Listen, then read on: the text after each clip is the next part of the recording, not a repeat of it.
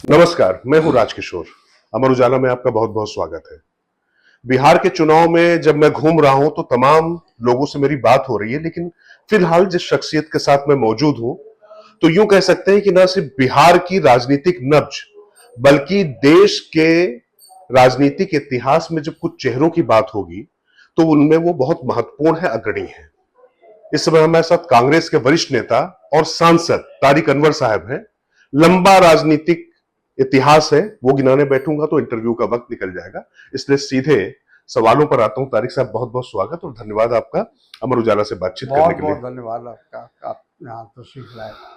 मैं जब आपके पास आ रहा था तो तमाम कांग्रेस के कार्यकर्ताओं से मेरी मुलाकात हुई, बात हुई। और खास बात है कि इससे पहले जब राहुल गांधी जब यहां पर वोट अधिकार यात्रा के लिए आए थे, तब भी मैं आया था। लेकिन उस समय कांग्रेस कार्यकर्ताओं का जो उत्साह दिखाई पड़ रहा था, जो रिदम दिखाई पड़ रहा था, लग रहा था कि yes, hawk is back, Congress कुछ करके गुजरेगी। अभी वो कहते हैं ना कि फिर ढाक के वही तीन पात। अभी मैं नतीजों पे तो मैं कुछ नहीं कह सकता, वो तो जनता जनार्दन तय करेगी, लेकिन वो उत्साह कहीं गुम हो गया है। वोट चोर गद्दी छोड़ से टिकट चोर बिहार छोड़ तक का सफर, ये तमाम चीजें यहां पर देखने को मिली। आपको लगता है कि इससे कोई बहुत बड़ा झटका कांग्रेस की तमाम संभावनाओं को, पुनर्जीवन को ऐसा लगा है इस मात्र टिकट वितरण और इस पूरी व्यवस्था को लेकर? नहीं, देखिए, थोड़ा सा तो कम्युनिकेशन गैप रहा है। और जिन लोगों को जिम्मेदारी दी गई, यूँ कहा जाए कि सही ढंग से उसका निर्वाह नहीं किया उन लोगों ने। और आपका भी ये भी कहना सही है कि जब राहुल जी आए थे तो लोगों में काफ़ी उत्साह पैदा हुआ था, काफ़ी ऊर्जा आई थी हमारे कांग्रेस कार्यकर्ताओं में। तो बीच में थोड़ा हम लोग शिथिल हो गए। और चूँकि सब लोग फिर टिकट के हासिल करने के लिए, हमारे कार्यकर्ता जो हमारे लोग थे वो लोग उसमें लग गए, तो आदमी का जो टेंशन था वो बदल गया थोड़ा। और इसी वजह से ऐसा लगा कि जो हम लोग काफ़ी ऊपर पीक पर थे, वहाँ से थोड़ा नीचे आ गए। लेकिन हमको लगता है कि अब स्थिति में तब्दीली आई है, बदलाव आया है। इधर अभी फिर राहुल जी जब बिहार के दौरे पर आए, प्रियंका जी आ रही है या और लोग आ रहे हैं, तो उसका असर पड़ रहा है धीरे धीरे, और मोमेंटम पकड़ रहा है। ये आपको भी फील होगा कि आज से एक हफ्ता पहले जो स्थिति थी वो आज नहीं है, हम आगे बढ़े हैं। तो आपको लगता है कि जो टिकटों के बाद डैमेज हुआ था उसमें हाँ, कंट्रोल हुआ है? किसी हद तक कंट्रोल हुआ है।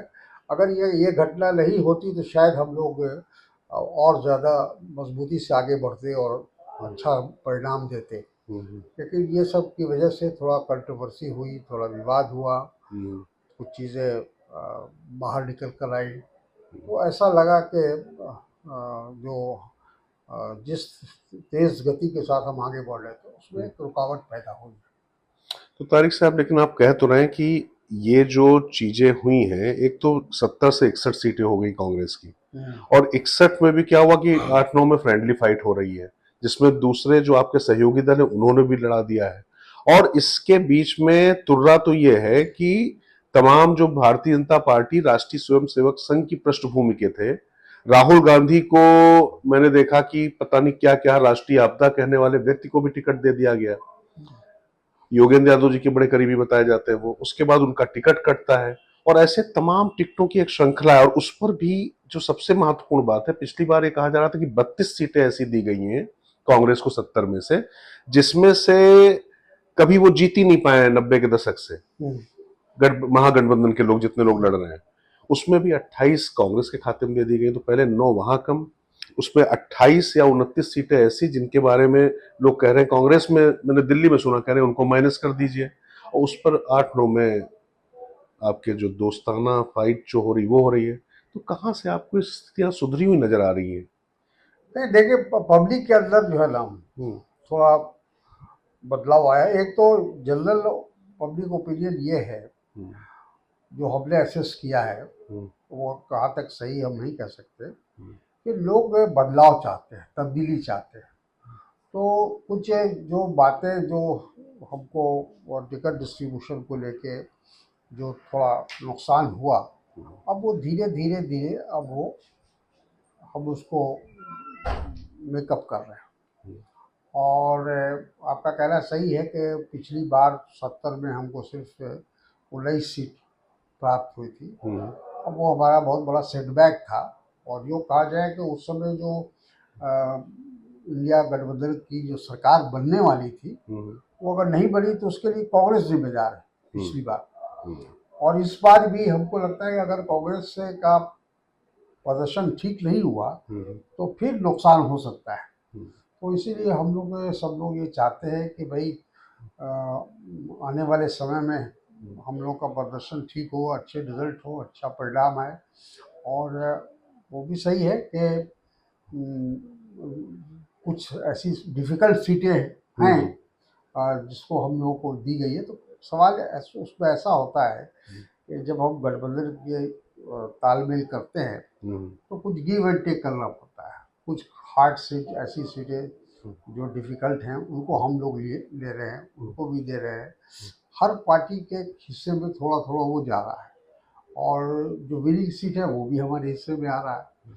लेकिन सबसे ज़्यादा इम्पोर्टेंट होता है कि हमारा जो संगठन है, ऑर्गेनाइजेशन है, उसमें कितनी ताकत है, कितनी शक्ति है कि जो डिफ़िकल्ट सीट को भी जीत की शक्ल में बदल दे।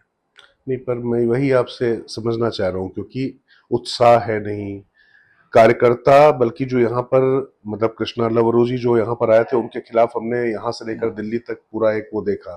फिर अशोक गहलोत जी यहाँ पर आए, पहले मैंने आपको भी नहीं देखा, अब जाके प्रेस कॉन्फ्रेंस में मुझे दिखाई पड़े अशोक जी के साथ में। आप जैसे वरिष्ठ नेता भी यहाँ पर थे, इसके साथ में मैंने देखा फिर अविनाश पांडे जी भी यहाँ पर आए। तो उसके बाद ऐसा लगा कि कार्यकर्ताओं को कि शायद उनकी सुनी जाएगी। लेकिन अब ये बात तो वही है ना कि चुनाव बाद सुनी जाएगी, जो नुकसान हो चुका है उस पर कार्रवाई की जाएगी, लेकिन जो नुकसान हुआ है उसकी भरपाई ऐसे कैसे हो जाएगी। और फिर राहुल गांधी जी भी लंबे समय तक आए नहीं, वोट अधिकार यात्रा के बाद अब उन्होंने आना शुरू किया, बीच में टिकटों का वितरण और तमाम चीजों से। मैं अभी आपसे जब चर्चा कर रहा था अनौपचारिक तौर पे, तो आपको बता ही रहा था कि कैसे भारतीय जनता पार्टी के तमाम वरिष्ठ नेता यहाँ पर जमे हुए हैं, एक एक सीट पर वो बात कर रहे हैं, लेकिन जो शीर्ष नेतृत्व तो कांग्रेस का था वो उस तरीके से यहाँ पर पार्टिसिपेट करता नहीं दिखाई पड़ा। देखिए, ऐसा है कि शुरू में ठीक है, जो लोग प्रभारी बना के भेजे गए, इंचार्ज बना के, वो उतना अनुभवी लोग नहीं थे। और लेकिन उसके बाद मेरा ख्याल है कि हमारे हाईकमान को इस बात का एहसास हुआ और उन्होंने 3 बहुत ही सीजन्ड सीनियर पीपल को, लोगों को यहाँ भेजा। जैसे अशोक गहलोत जी हैं, हमारे छत्तीसगढ़ के चीफ मिनिस्टर भूपेश बघेल जी। हाँ, भूपेश बघेल जी हैं। फिर हमारे जो वेस्ट बंगाल के हमारे नेता हैं वो भी हैं। तो इन लोगों को इसलिए लगाया गया कि जो कहीं कमी है, कहीं त्रुटि है, उसको ये लोग रिपेयर करें, उसको ठीक करें। और उनके आने के बाद अशोक गहलोत जी खास तौर पर, क्योंकि वो पहले भी बिहार के से वाकिफ हैं, तो उनके आने के बाद मेरा ख्याल है काफ़ी हद तक संगठन के अंदर जो एक बिक्री थी, या जिस तरह कहा जाए कि थोड़ा बहुत लोगों के अंदर जो असमंजस जैसी स्थिति थी, उसमें परिवर्तन आया। तो आपको लगता है कि जो मतलब बहुत कमजोर प्रत्याशी जिनको कहा जा रहा है तमाम लोगों की तरफ से जो दिए गए हैं, उन पे जो है पार्टी की जो एक पहचान है वो भारी पड़ेगी, क्योंकि जो कार्यकर्ता जब निरुत्साह हो जाए तो उत्साहहीन सेना के साथ में विजय कैसे हासिल होगी। नहीं, वो बात आपका कहना सही है, लेकिन कोशिश यही हो रही है कि देखिए, हम लोग गठबंधन के बैनर में लड़ रहे हैं, अकेले कांग्रेस नहीं लड़ रही है। तो हमारे साथ आरजेडी भी है, हमारे साथ वीआईपी भी है, फिर वामपंथी मोर्चा है पूरा, उसमें 3 पार्टियां हैं, माले है, सीपीआई है, सीपीएम है, और 1-2 छोटी पार्टियां हैं। तो सबका अगर साथ होगा या सब कोई मिल के हम लोग लड़ेंगे तो अंतर पड़ेगा, फर्क पड़ेगा। मान लीजिए जहाँ मेरा संगठन कमजोर है वहाँ आरजेडी का संगठन हो सकता है सही हो, मजबूत हो। कहीं आरजेडी कमजोर है तो वहाँ कांग्रेस उसको रिप्लेस करेगी। तो इस तरह से हम लोगों की कोशिश है। और हमको ये ठीक कहा आपने, हम लोग गठबंधन का जो एक स्वरूप हम्म, शुरू शुरू में उतना नहीं बन पाया था, हम्म, लेकिन अब वो स्वरूप बन चुका है। अब हमारा घोषणा पत्र भी आ गया संग, हम्म, और हमारे चीफ मिनिस्टर का उम्मीदवार भी घोषित हो गया कि भाई हम इनके नेतृत्व में चुनाव लड़ रहे हैं और आने वाले दिन में ये मुख्यमंत्री बनेंगे। जो एक कन्फ्यूजन था रैंक एंड फाइल में, और ख़ासतौर पर अपोजिशन इस पर बहुत ज़्यादा आक्रामक था, हम्म, और मीडिया भी था हम्म, कि भाई आप अपने मुख्यमंत्री की घोषणा नहीं कर रहे हैं, मुख्यमंत्री का नाम नहीं ला रहे हैं साथ में। तो वो हमने कर दिया, डिप्टी सीएम तक का भी हमने नाम घोषित कर दिया। तो उससे एक लोगों में एक विश्वास पैदा हुआ पूरे बिहार के अंदर। जो मतदाता है उनको लगा कि नहीं, ये सरकार बनाने की पोजीशन में है, ये गठबंधन सरकार बना सकता है। और हमारा घोषणा पत्र भी, हमको लगता है कि उसका भी प्रभाव यकीनन पड़ेगा, क्योंकि हमारे उस घोषणा पत्र, जो ज्वाइंट घोषणा पत्र हमने आया है, उसमें हर सेक्शन को हमने छूने की कोशिश की है, जी। उनकी समस्या का समाधान करने की कोशिश की है। 2.5 करोड़ नौकरी कैसे आ पाएंगी, ये सरकारी नौकरी वो भी? हाँ, नौकरी तो होगी नहीं, हम लोग हाँ हर घर को एक नो, तो देने अब की। चूंकि ये जनगणना के हिसाब से 2.79। मुश्किल काम जरूर है, हम्म, लेकिन तेजस्वी यादव जब पिछली बार 17 महीने के लिए उप मुख्यमंत्री बने, हम्म। तो उन्होंने इस काम को बड़े बखूबी अंजाम दिया था। करीब तारिक साहब, मैं थोड़ा सा माफी के साथ आपको रोक रहा हूँ, हम्म, क्योंकि आप इतने वरिष्ठ हैं, शासन प्रशासन और हम्म, राजनीति का जितना आपका अनुभव है, उप मुख्यमंत्री मुख्यमंत्री के रहते हुए क्रेडिट कैसे ले सकता है? नीतीश कुमार जैसा अनुभवी मुख्यमंत्री हो, चेहरा वो, तो जो नौकरियां मिली उसका क्रेडिट तेजस्वी कैसे ले सकते हैं? मैं समझना चाह रहा हूँ, आपको हाँ लगता है हाँ, संभव है? देखिए उसका कारण है कि हम्म, जब वो उप मुख्यमंत्री बने, हम्म, तो उन्होंने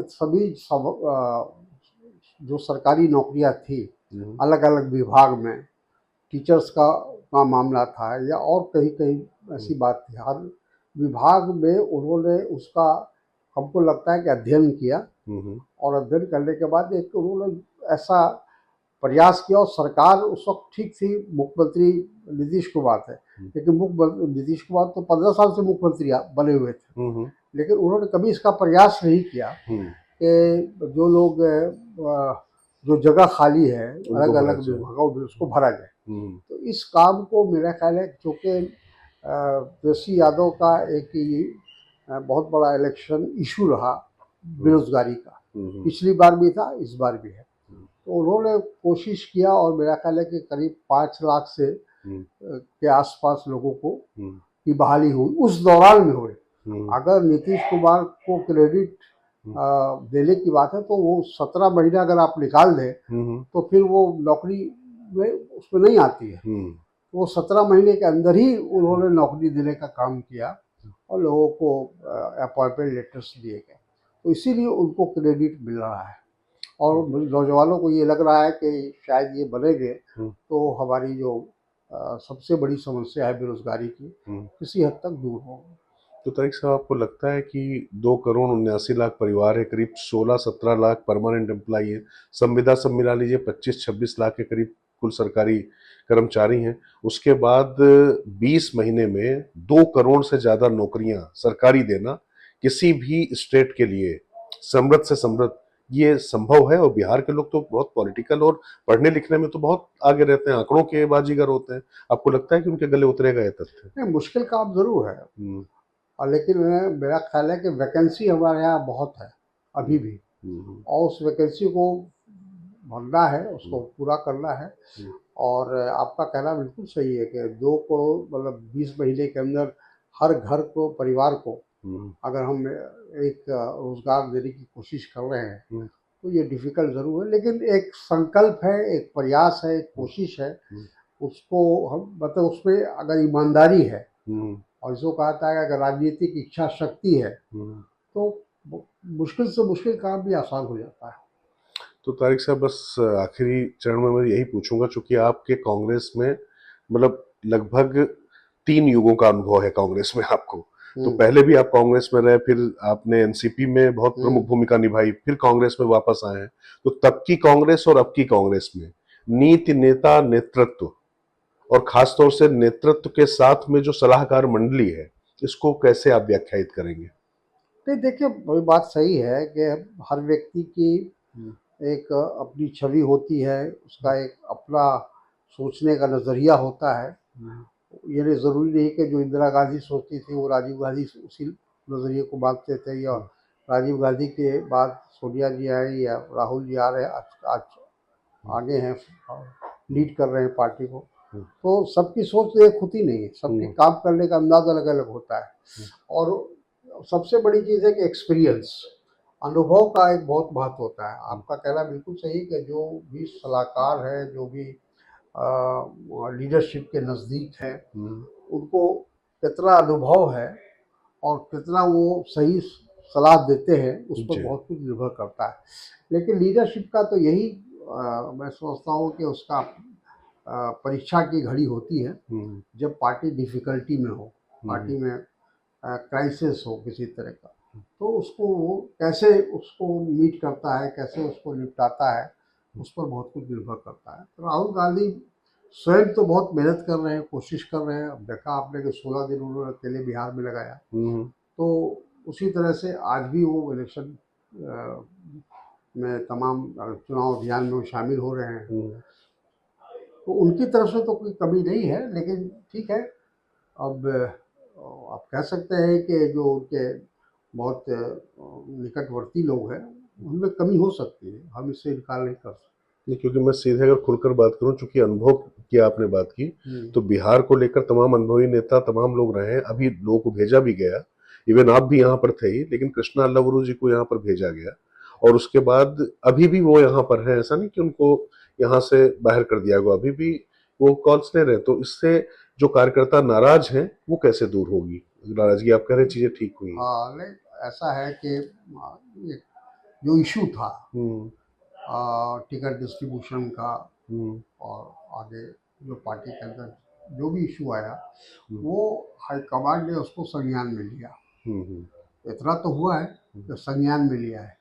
अब आगे ठीक है, हमको लगता है कि बीच चुनाव के दौरान लीडरशिप को बदलना बहुत मुश्किल होता है, लेकिन लगता नहीं आपको? आपका बरसा जब कृषि सुखानी, उसका एक विकल्प ये बनाया हाईकमांड ने कि सीनियर लोगों को यहाँ बैठा दिया है, मॉनिटर वो लोग कर रहे हैं, वो सारी चीज़ को ध्यान में रख रहे हैं।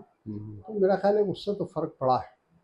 चलिए, तो आखिरी में अगर मैं आपसे पूछूं, तो आपको लगता है कि मौजूदा परिस्थितियों में महागठबंधन सरकार बनाने की स्थिति में है? क्योंकि मैं देख रहा हूं लगातार भारतीय जनता पार्टी और जेडीयू, एक सवाल सबसे ज्यादा उठाया जा रहा था कि नीतीश बनेंगे या नहीं बनेंगे।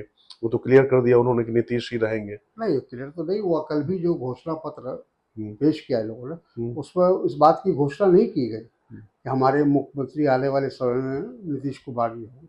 उनके नेतृत्व की बात करते हैं कि उनके नेतृत्व में हम चुनाव लड़ रहे हैं, लेकिन मुख्यमंत्री की घोषणा जो होनी चाहिए बाज़ाब्ता, जैसे तेजस्वी जी के नाम की घोषणा हमारे गहलोत जी ने किया प्रेस कॉन्फ्रेंस में कि ये हमारे गठबंधन के मुख्यमंत्री का चेहरा है, उस तरह से इनको नहीं किया। अच्छा, कल आपने देखा कि नीतीश कुमार जी से उनको बोलने की इजाजत नहीं दी। आज उनका वीडियो स्टेटमेंट जारी हुआ, देखा आपने? वो तो बंद करने में आप उससे कुछ भी कहलवा लीजिए, वो तो अलग बात है। लेकिन जब प्रेस को आप मीट कर रहे हैं, प्रेस में आप अपना संकल्प पत्र दे रहे हैं या घोषणा पत्र दे रहे हैं, तो वही प्रेस तो मीडिया आपसे क्रॉस करेगा ना, आपसे पूछेगा, सवाल करेगा। तो उस सवाल के लिए आप तैयार नहीं है।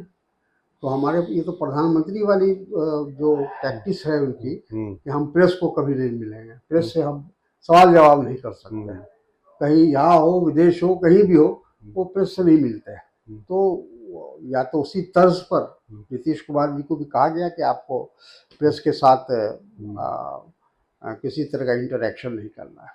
तो ये तो गलत है, लोकतंत्र के विरुद्ध है। लोकतंत्र का मतलब ये है कि आपसे मीडिया, प्रेस या कोई भी व्यक्ति सवाल कर सकता है कि भाई आप 20 साल रहे सत्ता में, तो 20 साल में आपने क्या ऐसा नुमाया काम किया है जिसके लिए आपको वोट दिया जाए, या जिसके लिए आपको फिर अगला 5 साल दिया जाए। तो लोगों में एक निराशा है, नाराज़गी है, गुस्सा है, और वो मेरा ख्याल है कि इलेक्शन में वो जाहिर होगा, तो आपको उसके परिणाम में जाहिर होगा। तो आपको लगता है कि तेजस्वी का चेहरा, खासतौर से जो कांग्रेस और जो दूसरे दलों के जो लोग हैं, और बिहार में चूंकि आरजेडी के साथ एक लीगेसी रही, और वो भारतीय जनता पार्टी या जेडीयू की वजह से नहीं, वो कांग्रेस भी उसके खिलाफ दिखाई पड़ती रही उस समय, कार्रवाई भी उस समय हुई थी, वो चेहरा अभी एक्सेप्टेबल होगा? जिस जंगल राज की जो बात कही जाती है, उसका डर, उसका भय अभी भी क्या व्याप्त नहीं है लोगों में? देखिए, मेरा ख्याल है कि ये रिकॉर्ड घिस गया है। ओके। लगातार 20 साल से एक ही रिकॉर्ड अगर आप बजाइएगा तो अल्टीमेटली पब्लिक को उससे एलर्जी हो जाती है कि भाई इनके पास कुछ कहने के लिए है ही नहीं है। घुमा फिरा के वही जंगल राज, जंगल राज।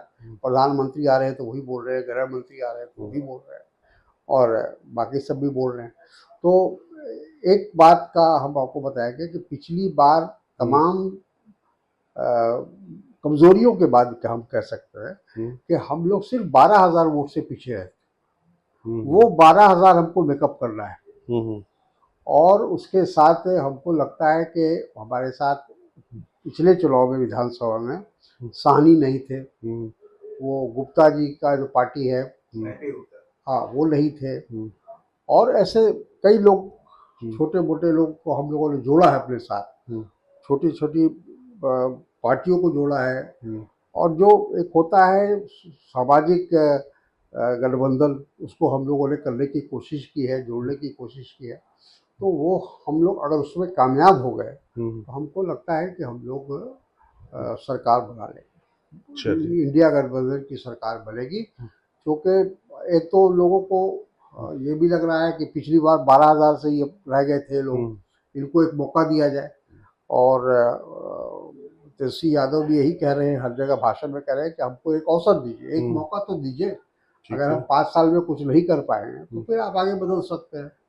तो इनको तो आपने 20 साल दे दिया, और 20 साल का जो परिणाम है वो हम लोग के सामने है कि बिहार में सबसे ज़्यादा गरीबी है, सबसे ज़्यादा बेरोजगारी है, भ्रष्टाचार है, पलायन है, और शिक्षा ले लीजिए, स्वास्थ्य ले लीजिए, कोई विषय ले लीजिए, कोई विभाग ले लीजिए, सब में बिहार पीछे है, पिछले पायदान पर है। तो इसका फायदा तो हम लोग को मिलेगा। तो इसके साथ बात करते करते, लेकिन जो एक बहुत बड़ा सवाल, सबसे ज्यादा बात राहुल गांधी करते रहे अल्पसंख्यकों की, मुसलमानों की, पिछड़ों की, दलितों की, जो टिकट बांटे गए हैं उसमें तो वो चीज नहीं दिखाई पड़ रही है ना। उतना मुस्लिमों का क्या भागीदारी हुई है? उस तरीके से टिकट दिए जा पाए? नहीं, हमको लगता है कि 60 में हम लोग को शायद 11 मिली है माइनॉरिटी के लोग, और दलित भी जो सीट हम लोग को दलित सीट मिली थी वो हम लोगों ने दिया है। और जो पिछड़े हैं, अत्यंत पिछड़े हैं, उनको भी हम लोगों ने नुमाइंदगी देने की कोशिश की है। ये सब तो हुआ है, ठीक है, जितना होना चाहिए, जिस तरह से आबादी के हिसाब से हो सकता वो नहीं हुआ हो, लेकिन जो यथासंभव ये प्रयास किया गया कि समाज के हर वर्ग को प्रतिनिधित्व मिले, कांग्रेस की तरफ से कम हमने ये कोशिश किया है। ऐसे अगर ओवरऑल आप देखेंगे गठबंधन को, तो उसमें अच्छा खासा लोगों की नुमाइंदगी है। पर कांग्रेस के, आपको लगता है कि ये रैशनल है, ये अनुपात ठीक है उनका? नहीं, कभी है, कभी हो सकती है, हम इससे इनकार नहीं कर सकते। सब कुछ एकदम ठीक ठाक है ऐसी बात नहीं है, लेकिन पिछली बार से हमको लगता है कि इस बार ज़्यादा उस पर हम लोगों ने फोकस किया है। चलिए, बहुत बहुत धन्यवाद तारिक साहब हमसे खुलकर बात करने के लिए। तो कुल मिला के तारिक साहब, और ये तमाम विसंगतियों और तमाम, जिसको कहते हैं कि लोगों का उत्साह कांग्रेस में ठंडा हुआ है टिकटों को लेकर, जो समस्या अनुभवहीनता, उसकी बात मानते हुए भी उनको उम्मीद है कि बिहार में महागठबंधन की सरकार बनेगी। अगर आप ये वीडियो YouTube पर देख रहे हैं तो हमारे चैनल को सब्सक्राइब कर बेल आइकन दबाएं, और Facebook पर देख रहे हैं तो हमारे पेज को लाइक करें।